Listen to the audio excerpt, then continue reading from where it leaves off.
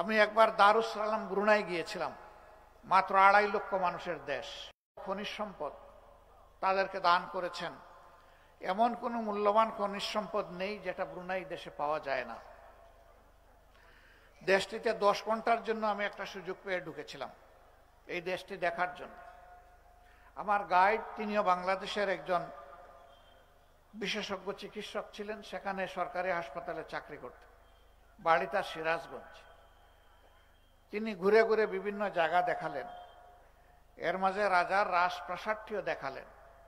আমি দেখলাম রাজপ্রাসাদের সামনে পাশে কোথাও কোনো পুলিশ অথবা কোনো নিরাপত্তা রক্ষী আমার চোখে পড়ল না। আমি ভালো করে খুঁটে খুঁটে দেখলাম, কোনো সিসি ক্যামেরাও দেখলাম না। আমি আমার গাইডকে জিজ্ঞেস করলাম, এটা কি রাজার পরিত্যক্ত বাড়ি নাকি বর্তমান বাসস্থান? তিনি বললেন, না, এখানেই তো তিনি বসবাস করেন। আমি বললাম যে এই দেশের রাজার কোনো নিরাপত্তার প্রয়োজন হয় না? ওই তিনি তার নিরাপত্তা আল্লাহর হাতে ছেড়ে দিয়েছেন। আমি বললাম যে কেন, তার দেশে তার কোনো দুশ্মন নাই? বলে, দুশ্মন থাকবে কেন? তিনি তার মানুষকে এতটাই ভালোবাসেন যে মানুষ তার জন্য পাগল। এই জন্য তিনি কোনো মানুষ নিরাপত্তার প্রয়োজন অনুভব করেন না। আমি বললাম, সেই পাগলামের 2-1টা নিদর্শন আমাকে দেখাতে পারবেন? উনি বললেন যে হাঁটতে হাঁটতে আপনি নিজেই দেখে নেবেন। হঠাৎ করে একটা গাড়ি সামনের দিক থেকে আসতেছে। এই গাড়ির আগে পিছনে অন্য কোনো গাড়ি কিংবা মোটর বাইক নাই। বললেন যে ওই যে রাজা মহোদয় আসতেছে, আপনি আজকে একটা সালাম পেয়ে যাবেন। তিনি রাস্তা দিয়ে গাড়ি চালাচ্ছেন আর অনবরত তার দেশের জনগণকে সালাম দিয়ে দিয়ে তিনি যাচ্ছেন। নিজেই ড্রাইভার, একাই গাড়িতে বসে আছেন, তার কোনো দেহরক্ষী পর্যন্ত দেখলাম না গাড়িতে।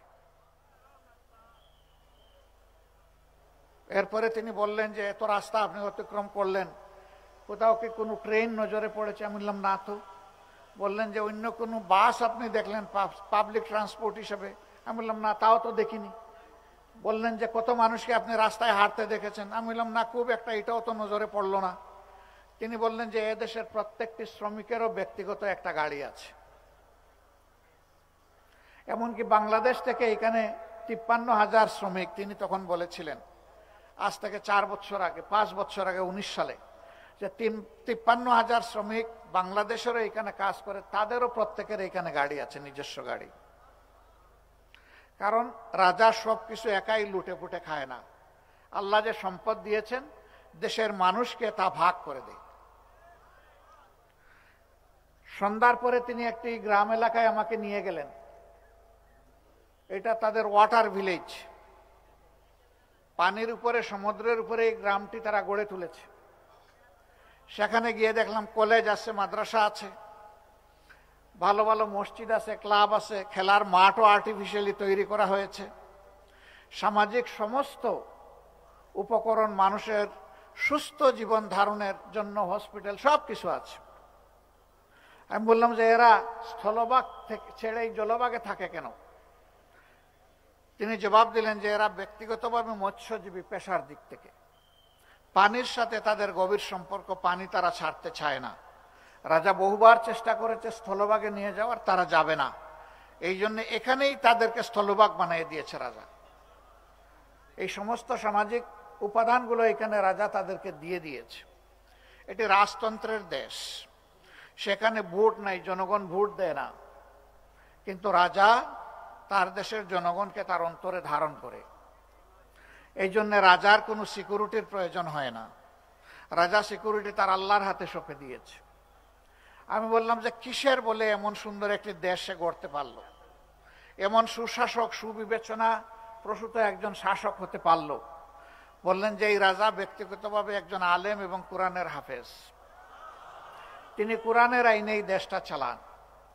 আমাকে নিয়ে গেল 7 তারকা হোটেলে, চোখ লেগে থাকে ওই হোটেলের দিকে তাকালে, কিন্তু মানুষের কোনো আনাগোনা লক্ষ্য করলাম না।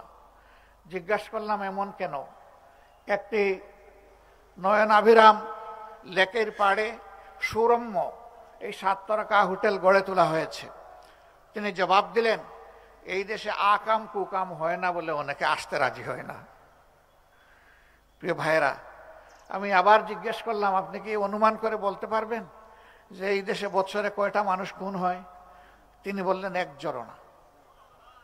এই দেশে মানুষ স্বাভাবিক মৃত্যুবরণ করে, কেউ কাউকে খুন করে না। আমি বললাম, করে না কেন? মানুষ তো শুধু অর্থের জন্য মানুষকে খুন করে না, আরো তো বহু কারণে খুন করে। বলে যে এখানে শুধু রাজা না, প্রত্যেকটা মানুষকে ভালোবাসে। এখানে বিদেশিরা যারা কাজ করে তারা মনে করে এটা তাদের দেশ। বাংলাদেশি শ্রমিকদের কাছে 5-7 জনের কাছে উনি নিয়ে গেলেন, ওদেরকে জিজ্ঞেস করলাম, ভাই তোমরা কেমন আছো? দেশের চাইতে এখানে ভালো আছে। তো সে যদি যে দেশে কাজ করতে গিয়েছে সেই দেশটাকে নিজের দেশের চাইতে চমৎকার মনে করে, তাহলে ওই দেশকে ভালোবাসবে না কেন সে? আমি জিজ্ঞেস করলাম, দেশটা কি তোমাদের নাকি অন্যদের? বলে, যে কয়টা মুহূর্ত আছে এই দেশ আমার, এই দেশ আমাদের। এই দেশ আমরা বলবো না যে ব্রুনাইবাসীর, আমরা এদেশের নাগরিক মনে করি নিজেদেরকে। কারণ নাগরিকরা যে সমস্ত সুবিধা পায়, সমান সুবিধা আমরা পাই। নাগরিকদের যেমন চিকিৎসা ফ্রি, আমাদেরও চিকিৎসা ফ্রি।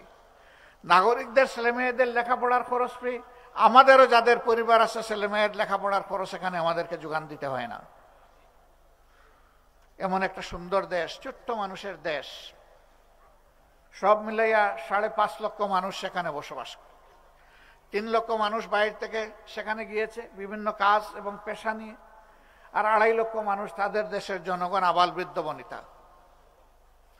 এটি দুনিয়ার একটা চমৎকার মডেল। একমাত্র কারণ, সেখানে কোরআন অনুযায়ী বিচারটা পরিচালনা হয়, আর সমাজে ন্যায় বিচার প্রতিষ্ঠিত আছে। এই জন্য সমস্ত মানুষ তার অধিকার সে সঠিকভাবে বুঝে পায়। অধিকারের জন্য কাউকে মিছিল করতে হয় না, আন্দোলন করতে হয় না, দাবি তুলতে হয় না।